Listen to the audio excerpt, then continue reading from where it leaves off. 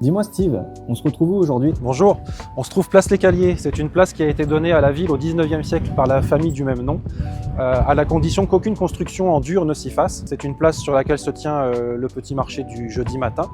Mais ce n'est pas de la famille L'Escalier dont j'ai envie de te parler aujourd'hui. Je voudrais mettre à l'honneur une famille d'ouvriers, une famille de bâtisseurs qui a vraiment marqué le paysage architectural d'Elbeuf, la famille Duvallée. La famille Duvallée est une famille originaire de Ménil-Esnard. Elle va venir s'installer ici au milieu du 19e siècle, attirée par l'essor industriel et l'ampleur que prend la ville. Pierre Duvallée va acheter un terrain aux abords de cette place qui n'est pas encore aménagé. Afin d'y bâtir un hôtel particulier pour y loger sa famille. Et quelques années plus tard, la famille Duvallée va construire l'immeuble qui est juste derrière moi, que les Elbeviens connaissent, puisqu'elle a abrité depuis la fin du 19e siècle jusqu'à il y a très peu de temps encore, la brasserie alsacienne. Cet ensemble est assez uniforme si on fait abstraction des peintures de couleurs différentes, mais ce qui caractérise cet immeuble, c'est la galerie haute couverte que l'on aperçoit au dernier étage. Pierre Duvallée va avoir deux fils, Henri et Raymond, qui vont reprendre les rênes de l'entreprise familiale. C'est eux qui répondront à l'appel d'offres lancé par la municipalité pour la construction d'une troisième église, l'Immaculée Conception.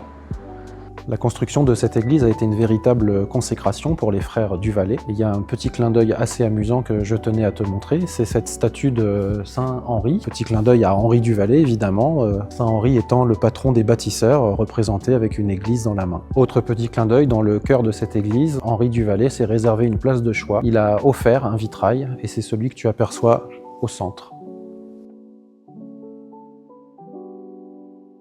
En même temps qu'ils construisent l'Immaculée Conception, les frères Duvallée vont investir ce petit terrain derrière moi afin d'y bâtir leur maison principale. C'est une maison assez singulière. On voit qu'ils ont mis le paquet au niveau des décorations. On a tout un tas de décors, de détails, des colonnes, des moulures, des rosaces, des corniches.